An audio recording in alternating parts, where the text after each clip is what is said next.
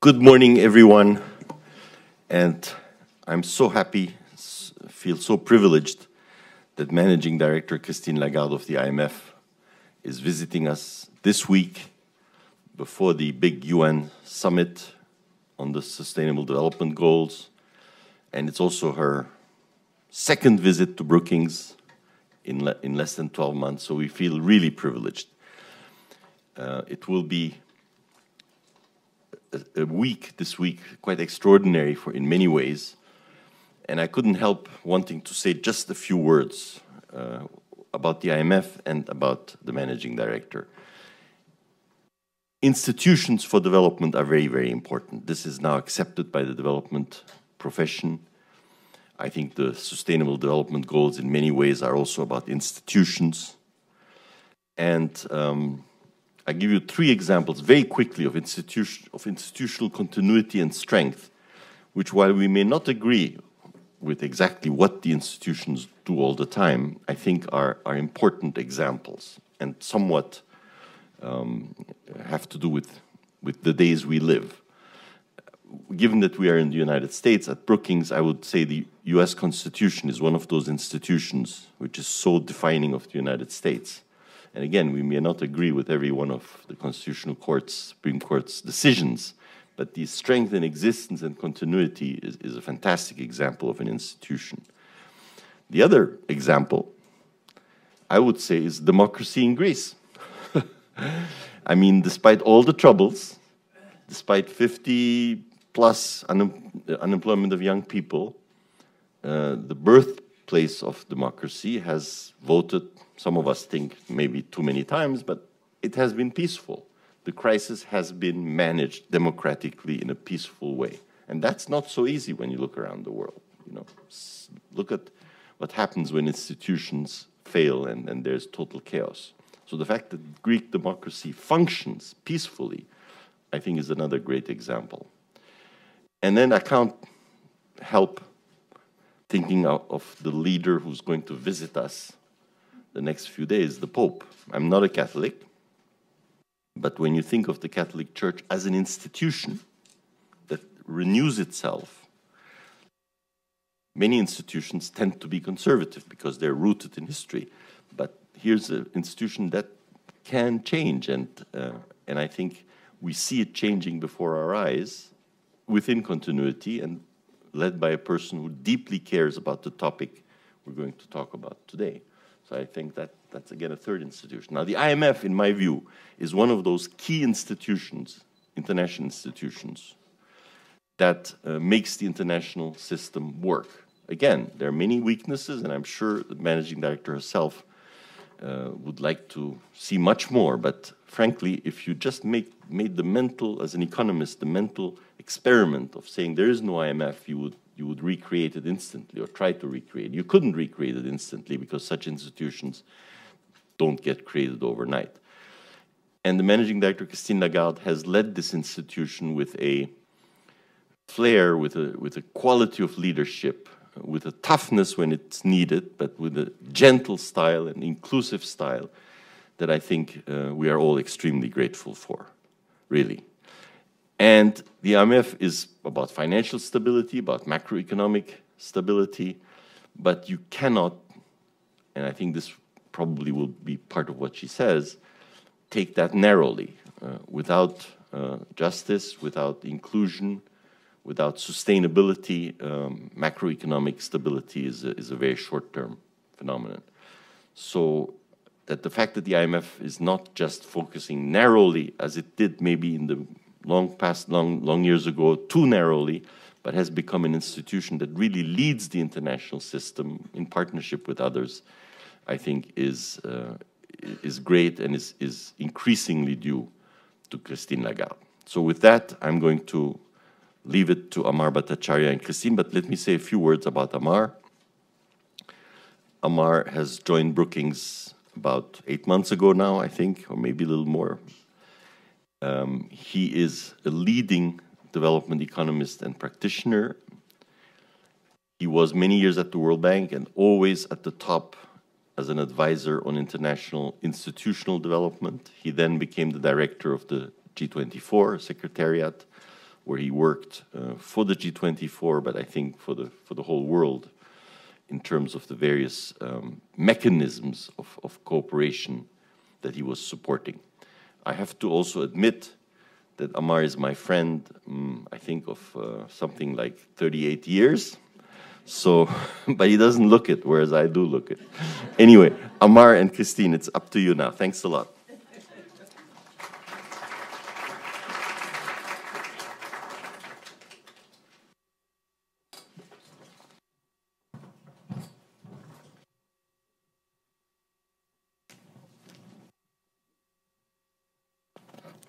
That was for you.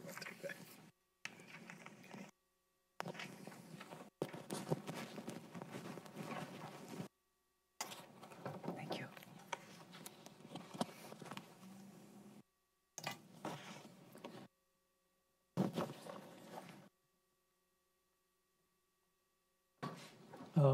Thank you very much, Kemal. A warm welcome to everyone. Let me add my thanks to you, Christine, for coming here. I don't think you could have chosen a better day. The traffic is clear. Yes. The Pope is about to arrive, and we are about to have, I think, a really timely discussion, because tonight they are going to light up the lights in the UN building to celebrate the Sustainable Development Goals. And I really want to commend the fund and you personally for the leadership you have played in getting us where we are today. You have described these three conferences that we are about to we are having this year as really a once-in-a-generation moment. And so let me begin by asking you, you will be going to New York for this summit. Just how important and what is the significance of this event? Well, thank you very much, Amar, and thank you, Kemal. You're way too generous, and we need to deliver on your expectations. It seems as if whenever we have something important to say, we come to Brookings, and that's no random choice. So thank you all for being here today on this issue. Thank you, Amar, for putting this in perspective, because last time I was here, it was shortly before the Addis Ababa conference, and I very much regard the Addis conference as one step in that journey, which includes 3 steps. And that one step was, I think, fairly successful, probably due in part to the fact that I wasn't able to go, because I was stuck in Brussels having to deal with some Greek issues. But I think because it addressed the financing issues, and because it was regarded by most participants as successful at the end of a relatively laborious process, the issues around the financing were, I think, addressed in a comprehensive fashion. When I was last here, I did indicate that we would be increasing our concessional lending by 50%, that we would be focusing on the poor countries, and that we would extend the zero interest rate on the rapid credit facility that is extended to fragile countries and countries that suffer from catastrophe, and we did all that. The second step is the one that is taking place this week, and that is the one which will set in stone the 17 Sustainable Development Goals with the 167 measurable targets that subset, in a way, the 17 goals. And hopefully at the end of the week, they will be approved by the entire membership. And they're really, when I say set in stone, I have trepidation when I do that, because while the Millennium Development Goals over the last 15 years have indeed delivered, and you can look at all indicators, you can look at the reduction of poverty, you can look at the improvement of schooling, you can look at better inclusion of women in particular, there have been some solid results. Now that has been partly the case because, as we know, the emerging market economies were able to drive that effort in no little part because China was that very, very large country that moved a lot of people out of poverty. The ones that are embedded in the 17 Sustainable Development Goals are articulate, well-considered, well-targeted, but they will be difficult to deliver upon. And they will be more difficult than the last 15 years have been because the development of those emerging economies has moved up the ladder, moved up the development ladder. And as a result, we will not have one huge country starting from a very low base that will take a very large number of people up that development goal as quickly, massively, and authoritatively, shall we say, as we have seen in the last 15 years. So those development goals will have to be implemented, measured against their targets. And for my part, what I will say in New York is that each international institution, the IMF included, each country, all policymakers, will really have to focus on what it can and should implement with respect to those 17 development goals. For the IMF, I think there are three areas that I would, identify as the development goals, the sustainable development goals. You have the category of those that are of the economic sustainability category. You have the category of the social sustainability and the environmental sustainability. And they should come together. So it's economic, social, and environmental in order to deliver that sustainable growth that would be job-rich, inclusive, and mindful of the planet that we operate on.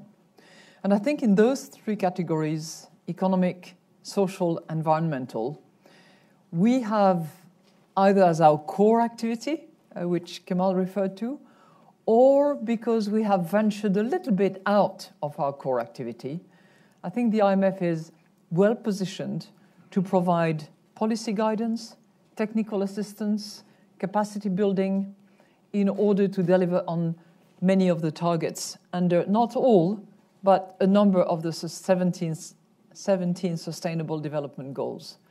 So that's what I will try to demonstrate when I'm in New York. And in support of that, I'm very pleased to launch, actually now, this staff discussion note, which is, we call it an SDN, which is called From Ambition to Execution, Policies in Support of Sustainable Development Goals. And that work, which has been produced by a team that is actually, some of the members are sitting at the front row, really sort of covers existing research, goes a little bit further into what we have done, can do, will do in terms of operativity, if I may use that terrible word.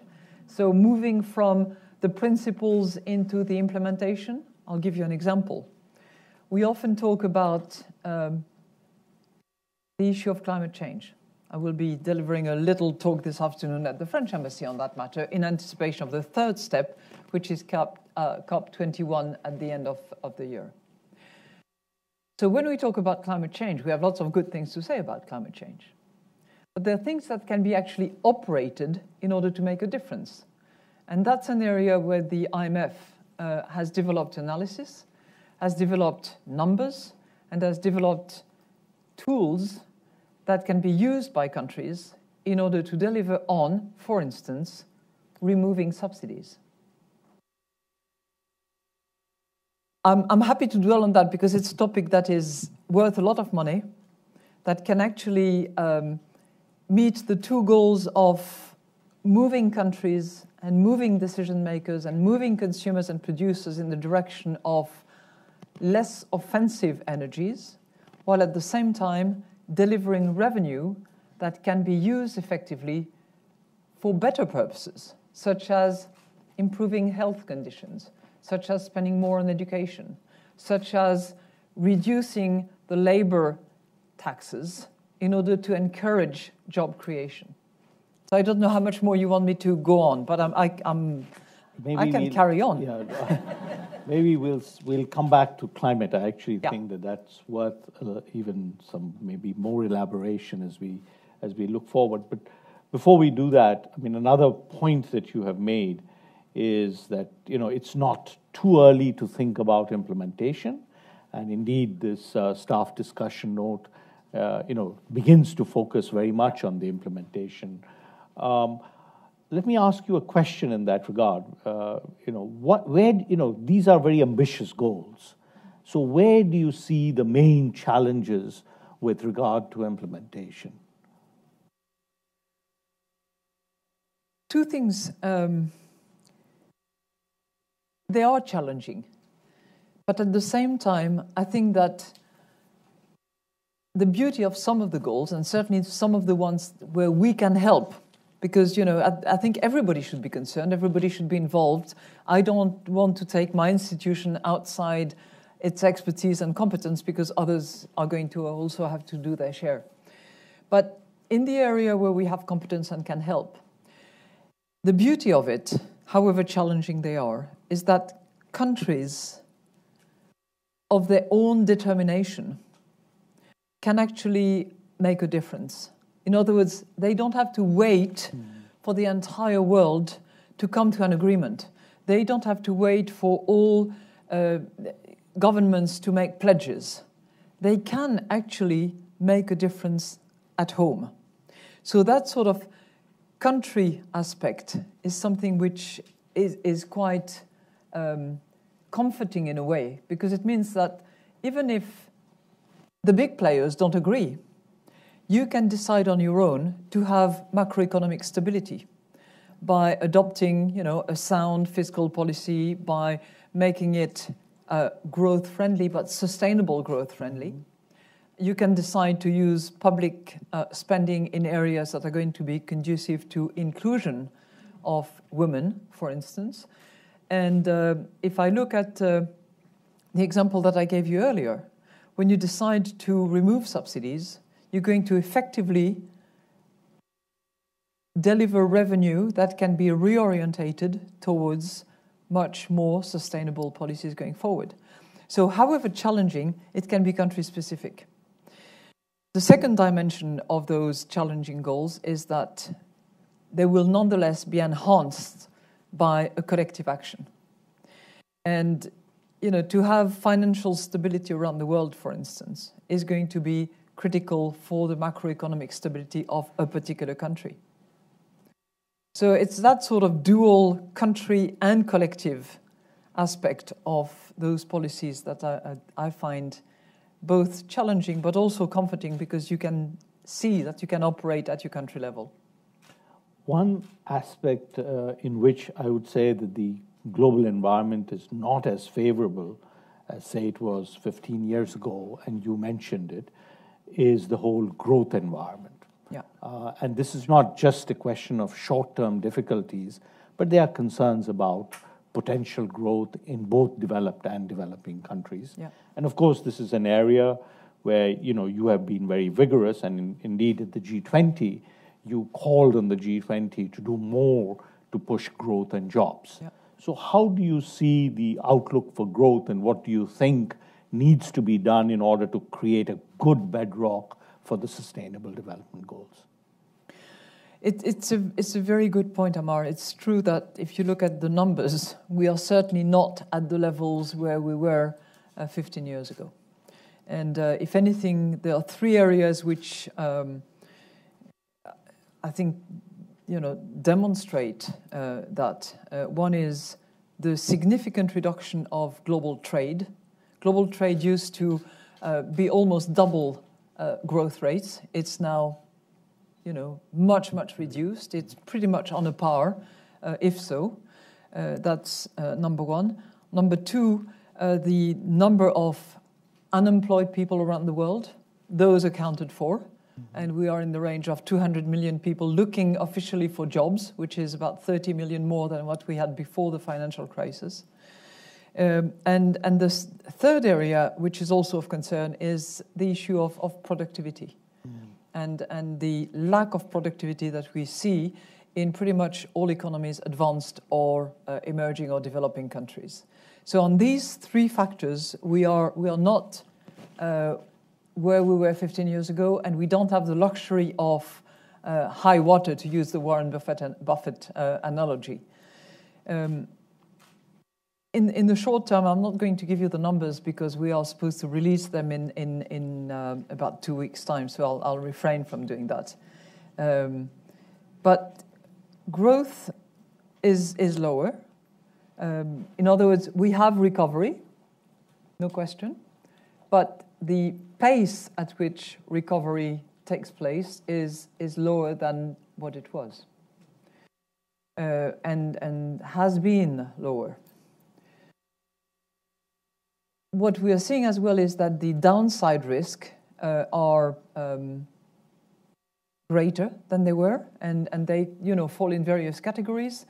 You have the lower commodity prices, which I think is going to be the hallmark of what we are analyzing at the moment, and the triggering factors of that obviously linked to my second sort of downside risk, which is the slowdown of Chinese growth, which was predicted, but has consequences and probably more spillover effects in the region in particular than what was anticipated. And that's fairly legitimate given the size of that economy on a global basis, especially if we compare with 15 years ago, but even less so, certainly more so than even a few years ago.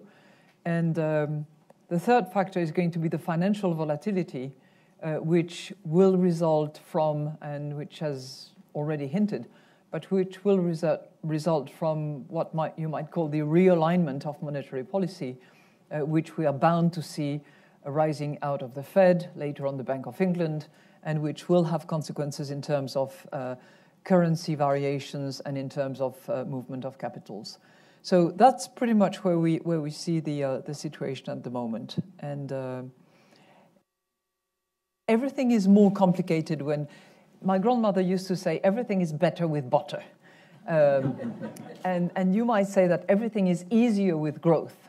You can reduce debt more easily. You can have fiscal policy that is less,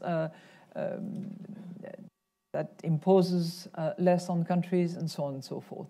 So we have to keep those objectives of sustainability economically, socially, environmentally, in spite of the fact that growth is lower than what it used to be. And I think it puts the onus on policymakers to act at country level, at the collective level as well, but it requires their real commitment. On the social sustainability, as you said, one really issue of concern is persistent unemployment in many countries, particularly of youth. Yeah. And associated with it, the lack of creation of adequate employment. Another facet of the social sustainability is growing inequality in many countries. And these are both issues that the fund and you have really brought to the fore. How do you see kind of actions on these issues as part of the broader sustainable development goal agenda?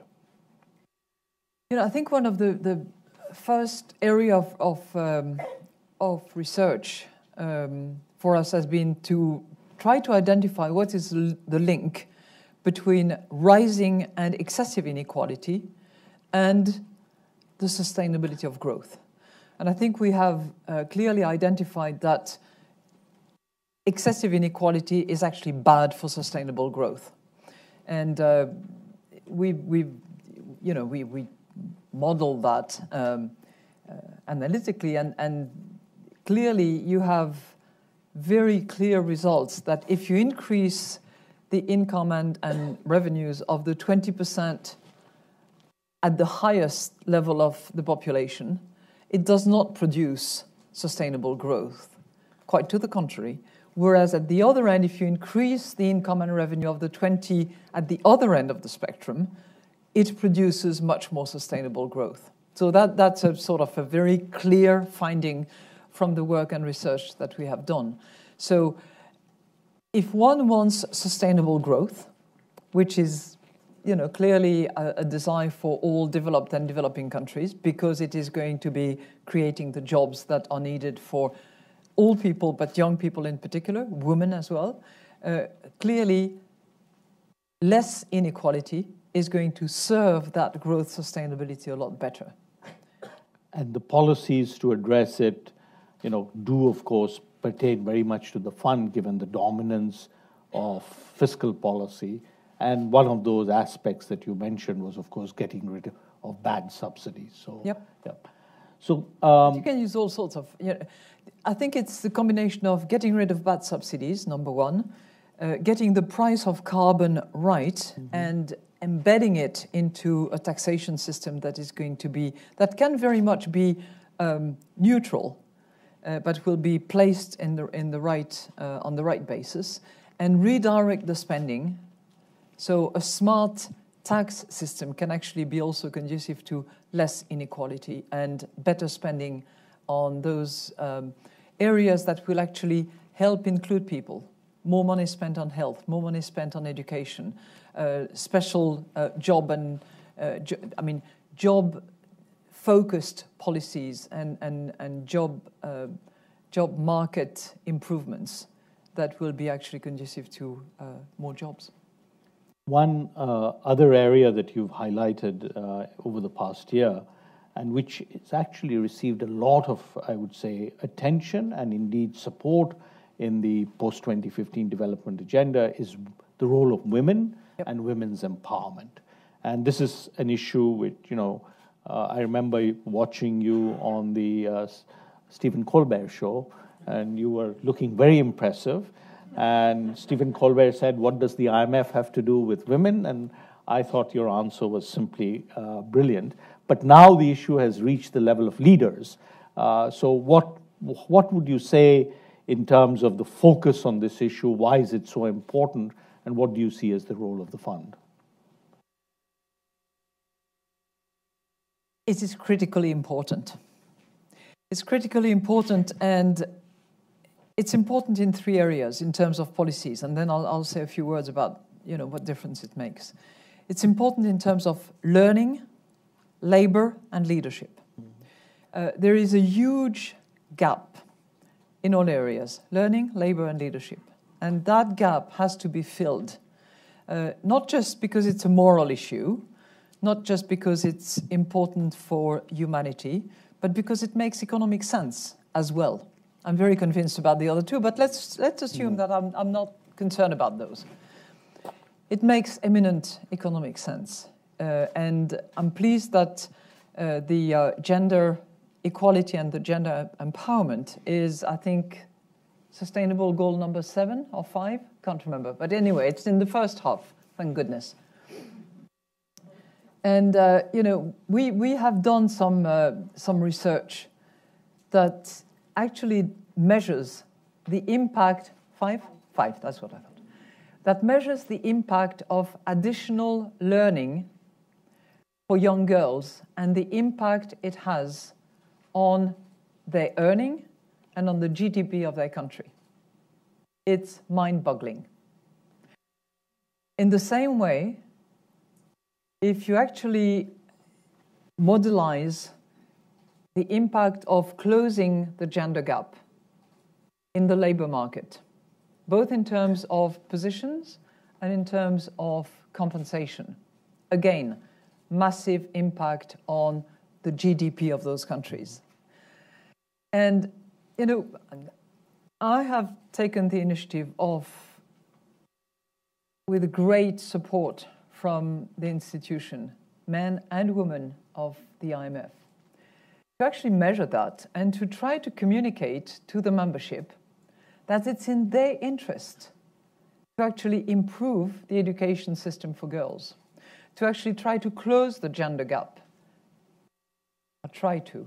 and to make sure that leadership is encouraged, because then it will produce those role models that will eventually continue to go to school, continue to go to tertiary universities, and will consider options when it comes to their profession.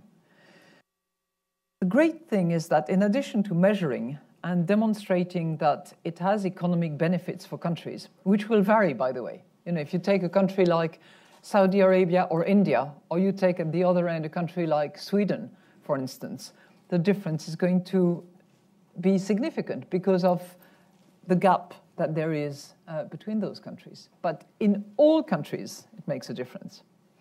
What we're also trying to do now is try to operationalize at the country level the analysis that we have done empirically.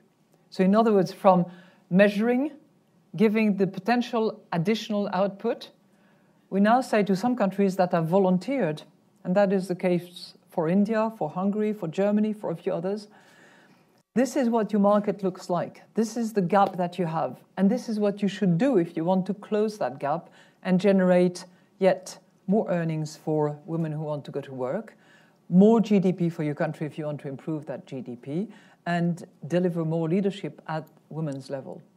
One more thing, because I'm also a reformed lawyer. Together with World Bank experts, and particularly their work, and I want to recognize the quality of the data that we worked on, thanks to the World Bank. We have studied across the membership the discrimination, the legal discrimination that exists in the legal arsenal of most of our members. I was shocked. 90%, 90%, of those countries under review actually have in their system pieces of legislation or pieces of their constitution that actually discriminate against women. Now, people might say, it doesn't matter. And we've gone a little bit further to see what difference it makes when those discrimination are removed. And there are country cases whereby simply removing a discrimination that is embedded in the constitution, that was the case in Peru, it was the case in Kenya as well, and Namibia, if I recall. By removing that constitutional discrimination and establishing the principle of equality, within 5 years of that change, GDP grew by 5 percentage points. Now, people will argue, they will say it's got nothing to do with it. Well, it's a bit surprising that it's in those 3 particular cases that it did happen, and there is clear correlation between the two. So I think it's critically important.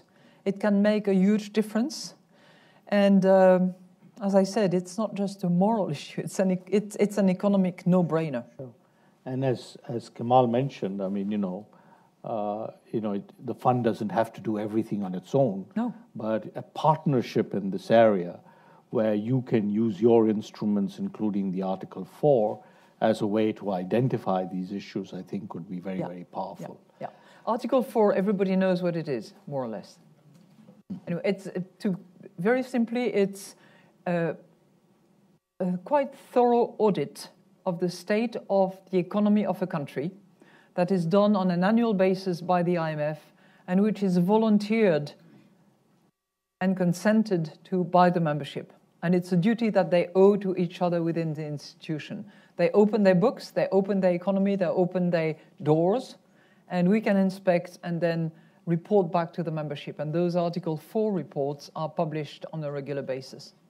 Yeah, and the significance of it as you look at the SDGs is, as you said, the SDGs have to be implemented country by country, designed country by country, and the Article 4 becomes a very important part of the arsenal of actually articulating and agreeing on the right policies. So I think it's a very powerful instrument. Let me come back to where almost you began, which is the overwhelming challenge of climate and the links, in some sense, very much between the climate and the broader development agenda. I think the IMF has highlighted the importance of market-based reforms in pushing environmental sustainability.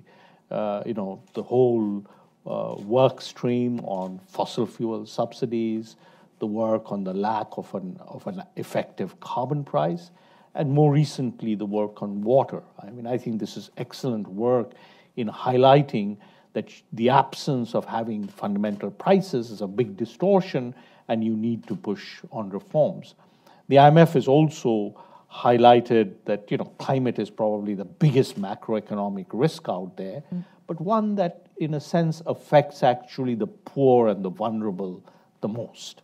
So against that backdrop, what would your aspirations be, not in terms of the formal agreement, but coming out now of the discussions leading up to COP21? I mean, what you will, in some sense, be discussing this afternoon in a larger sense, not in the negotiations, but in a way, how can the world come together on the issue of climate? Well, let me take a country example, and then maybe we can sort of move from the country level to the collective level. When a country decides that it is spending public money inefficiently by directing that public money to subsidies for fossil fuel, and they decide that that money should be removed and reallocated to a higher cause, they have to be extremely careful that they do it in such a way that the poor people will not suffer the brunt of the decision that is made. Now, let me explain for a second. In many countries, and I don't have the details of each and every one of them, but you can pretty much assume that 80% of the subsidies actually go to those who do not need it, and 20% goes to those who actually need it. So a lot of work has to be done on that 20% to make sure that the poor people who do benefit from that 20% actually get equivalent benefit somehow differently, whether it's by way of cash transfer, whether it's by way of smart cards that gives them access to equivalent financial support, be it as it may, but they have to be taken care of first and foremost. And then you move to actually phasing out and eventually completely removing the fossil fuel subsidy. So that's how it should proceed. And that's how it is successful. And we have conducted a study which covers about 39 cases of countries that have actually gone through the process of trying to or eliminating subsidies, and some of them have succeeded, some of them have semi-succeeded, and some of them have failed. Those who have succeeded have actually addressed the 20% first, sometimes, sort of running it as a routine before they move to the transitioning out and the phasing out of the subsidies. I think in many ways the same principle should apply also to whatever is decided collectively, so that those who would suffer most, those who are less privileged, the poorest, have to be taken care of before decisions are made that would affect them. So I think not only should we constantly have in mind that each country has a story of its own and is at a certain level of development, but within that country, there are populations that need to be addressed first and foremost to make sure that they're not going to be the first victim of, having been the first victim of climate change eventually, or risking to be, they do not become the first victim of the climate change policies that are decided. And I think it's easy to decide on a sort of, okay, we've got the buckets of the low-income countries, the bucket of emerging market economies, and the buckets of the advanced economies. I think it's much more granular than that. Absolutely, especially today. I mean, we are now in a world where there are only 31 low-income countries, which is good news, yes, but that world has really changed. Yeah. I think another point, just from my side, I think where the IMF is playing and can play an even greater role is in reorienting public investment and particularly public infrastructure. Infrastructure, yes. Which is a point you always make. And so do you. Yes. So I wanted to say that another way to think about it is that, we are going to be in a regime where prices are quite distorted. And if you want the right choices, then the good news is that the public sector still has a significant role to play in investment choices. and it can redirect that investment in a way in which it is more sustainable, perhaps through, as you point out in this city, by building better access paths for bicycles. So we'll leave it at that. I think we have taken enough time on this side of the floor. Can I just make one point about infrastructure? Yeah. Because you do advocate that as well. And I think it's critically important if public money is well spent. I think one of the work we've done recently is analyze the efficiency of public spending on infrastructure.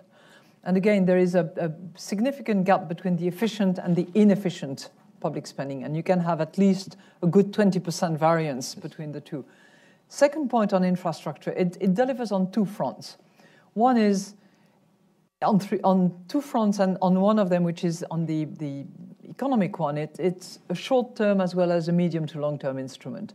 It's a short-term instrument to stimulate growth because you get people to actually work, deliver on the construction and work on the project.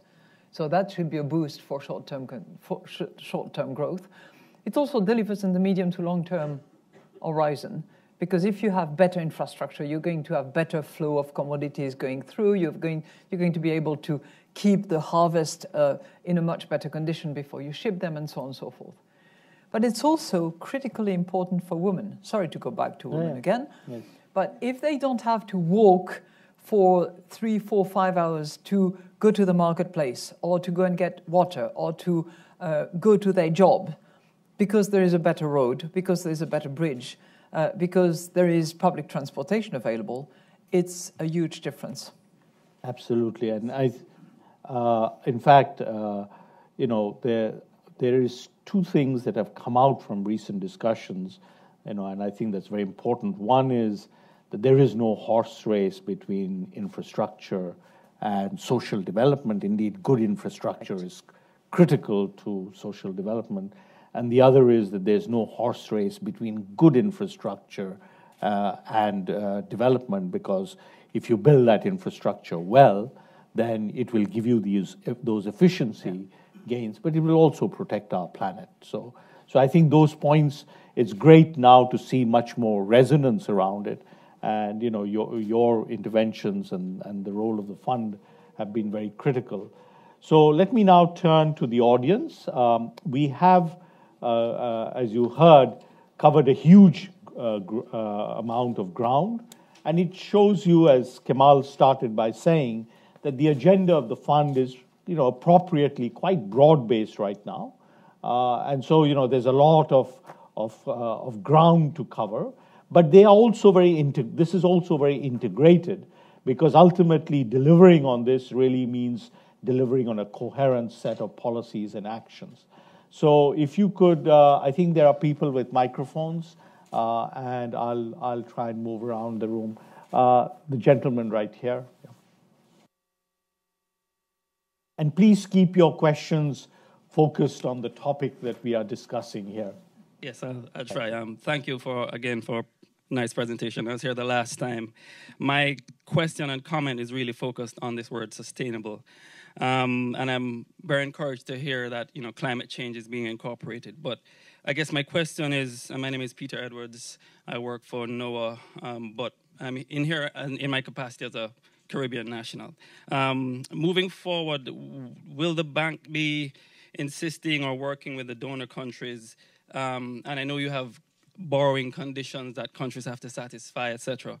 Will you be considering including or encouraging them to include natural capital into their national accounting frameworks? And more importantly, in some of the big infrastructure development projects, again, having people think about internalizing these negative externalities associated with these projects. Carbon is one thing, but there are some other negative externalities that need to be considered. Should we just keep it like a conversation? You can. Yeah, no, I'm happy to do that. But I'm not the bank. I'm the IMF. So unfortunately, we don't. Unfortunately, we each have to do their job, and our job is we don't lend. We don't lend for project purposes. We lend when a country is in a difficult situation, when its balance of payment is badly negative and when its financing is at risk, and essentially when it cannot refinance itself. So that's when we intervene with funding, and we do that generally under programs, which is really essentially a partnership with the country. And because we're lending the international community money for that, the country has to deliver on certain commitments that have to do with its fiscal position, its structural reforms, how it's going to, improve its public finances, because it's not in a position to borrow under normal terms. So I understand your point about the natural capital sort of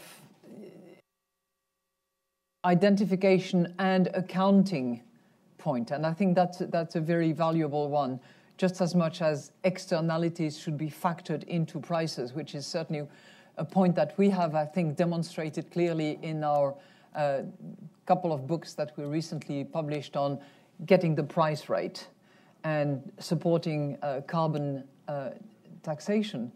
But there are many things that can be improved about the public accounting system as well as the private accounting system, and certainly accounting better for things that are not accounted for at the moment, whether it's natural resources, whether it's cultural goods, whether it's the well-being in general, which are totally, which are not to be found in the calculation of GDP, for instance. When I was finance minister, we launched the Stiglitz commission that started reflecting on how do you measure GDP, and is GDP actually the right instrument to measure the collective goods that we have. And I think some of the conclusions have been taken over and will hopefully deliver some better instruments, which, in addition to GDP, because I think we will continue to have GDP around, will give a better idea of what the actual state of the assets and liabilities of the planet are. The lady in green right here. Thank you for your sharing, Madame Lagarde. I'm Jennifer Lee with Hong Kong Phoenix TV. My question is about the upcoming President Obama and President Xi's meeting. So except the poll, the Chinese President Xi will be visiting and meet President Obama this Friday. I think as the two sides have mentioned, climate change will definitely be one of the priority of their discussion, and also the China's economic reform due to recent concern about China's slowing economy, as you just mentioned. So my question is, do you think what topics the two leaders should communicate with each other, or what message they should be delivering to affirm that the two countries can really work together to promote the global growth and development? Thank you. Who am I to, recommend or let alone prescribe what they should communicate about and what they should discuss? It belongs to them. But, I would very much personally like if the path of reform and the path of changes that the two leaders have embarked upon, whether it's in the area of climate change, the two of them, I'm referring to the previous arrangement that they had arrived at, or whether it's in the area of economic reform, as has been indicated very clearly by President Xi, implementing such reforms, moving along and delivering on them, I think would be a clear indication of their collective intention to contribute to stability. When you promise something and you deliver, which I'm sure is in their intention, if it can be reiterated, then the better. I'll take more questions, but if we could please keep it focused on the summit and the topic. Yes, please go ahead. Thank you. Thank you so much, Madame Lagarde. My name is Thanos Dimadis from Alpha TV channel station of Greece. I don't want to ask you something which is irrelevant to the topic of this conversation that you had, but I think, but I think the Greek topic is very relevant to what you mentioned before about sustainability and about implementation. So what I would like to ask you is whether you are optimistic about the new government ability to implement and to make the whole Greek case and the exiting of the crisis sustainable. Because I'm covering the IMF reporting since 2010, and there are many worries whether what we're experiencing right now in Greece is sustainable and if we can have a hope at the end of the tunnel. Thank you. Well, may it be sustainable and may it be focused on implementation. That's it. Okay, I'm going to be go to the right at the back on the right side. Ian Talley, Wall Street Journal. Madame Lagarde, is the global economy, we talk about growth being an essential driver for lifting people out of poverty. You talked about looking backwards. That's why we achieved some of the MGDs and the challenges going forward. But given the dismal state of growth in the major economies and the inclination to err on the side of protectionism, either depreciation of exchange rates or trade, the failure of Abenomics, political instability in Turkey or Brazil, isn't the global economy careening towards a long decade of dismal growth and the inability to meet the new the goals, to make the structural changes that you're talking about necessary to meet these goals? You know, as I said earlier, Jan, the growth potential and the shortfall of that growth potential is an issue which does not facilitate the implementation of the Sustainable Development Goals. In other words, it would be a lot easier if the world was cruising at, 5.5%, 6% global growth than it is at the moment. And I said as well that the Sustainable Development Goals for the next 15 years will probably first of all, are more sophisticated, better targeted, probably more likely to be measured, but will be more difficult to attain because it will be incumbent on many, many countries to try to drive that exercise. And the outcome of the exercise will not be as massive as we have seen with the Millennium Development Goals. In other words, when I look at, for instance, Africa and African countries, which includes the largest number of low-income countries, where the Sustainable Development Goals might make a difference. It's a continent that grows at an average rate of about 4.5%, which is still more than global growth, but it is not the 11% or 12% at which China grew for a period and which helped lift out of poverty hundreds of millions of people. Now, will the 4.5% growth on average suffice to drive girls to school, to reduce subsidies, to reach macroeconomic stability that will deliver the kind of growth that will be creating the jobs needed for the young people? That is going to be a challenge. There's no doubt about it. The lady here. Sorry, I will speak to Christine in French. Avec plaisir. Bonjour Christine. Bonjour. Je reviens encore une fois. Je suis citoyen américaine. Je suis de la République démocratique of Congo. La dernière fois, on était ensemble ici. Merci encore une fois. Et ma question est celle-ci. Vous connaissez bien la situation des femmes en Afrique.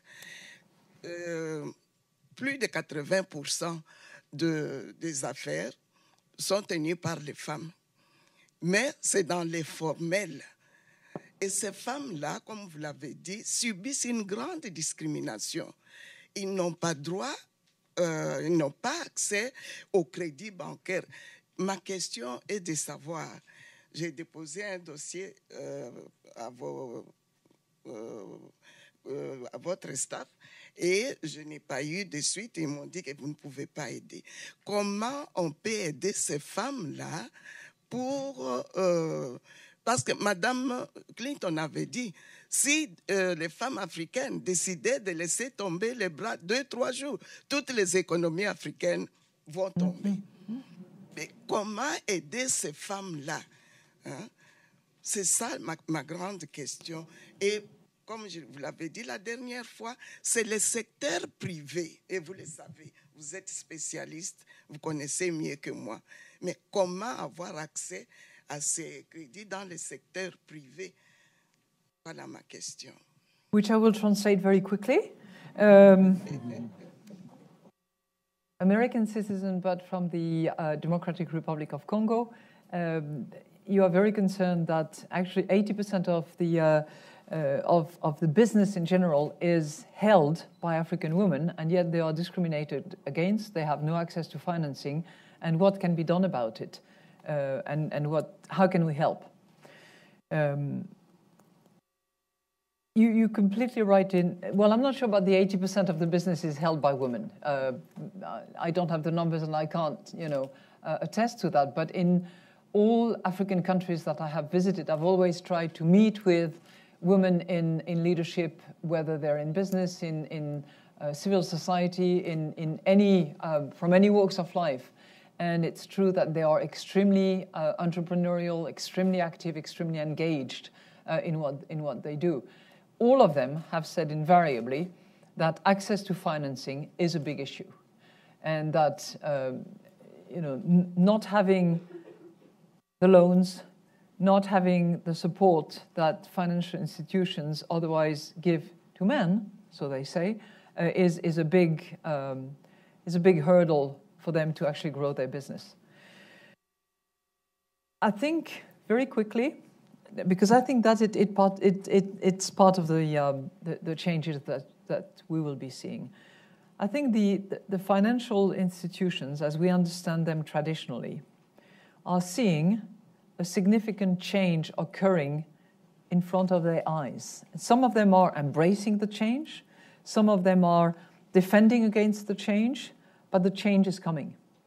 And one of the faces of that change is the use of telecommunication means in order to provide financing. You're probably familiar with Kenya and the way in which M-Pesa has completely cut across all traditional institutions so that 80% of Kenyan people, men and women, have access to financing, have a bank account, can transact on their bank account. This is going to be duplicated ad infinitum, in my view, in many of those countries that are restricted because there are not many operators. The remittances system is going to change. I think that some people should be worrying quite a bit about the disruptors in that particular field. And I believe that it could be a chance for women because they are, in effect, and people will always agree on that, they are the best payers. They are the best debtors you can think of because they reimburse. Anybody who does microfinance with women or who does mesofinance with women will say so. More than, the non-performing loans are minimal as opposed to general banking without differentiation. So I think they should continue pushing, but I think technology is going to be a significant drive to bring finance to all, including women. Yeah, and I think this is one area that you've put a lot of emphasis on, the whole financial inclusion agenda. Yeah.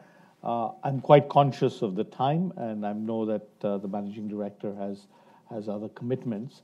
I know from the show of hands in the room that this conversation could go on for quite some time. We've been privileged to get really an excellent overview and just in time because, online. Yes.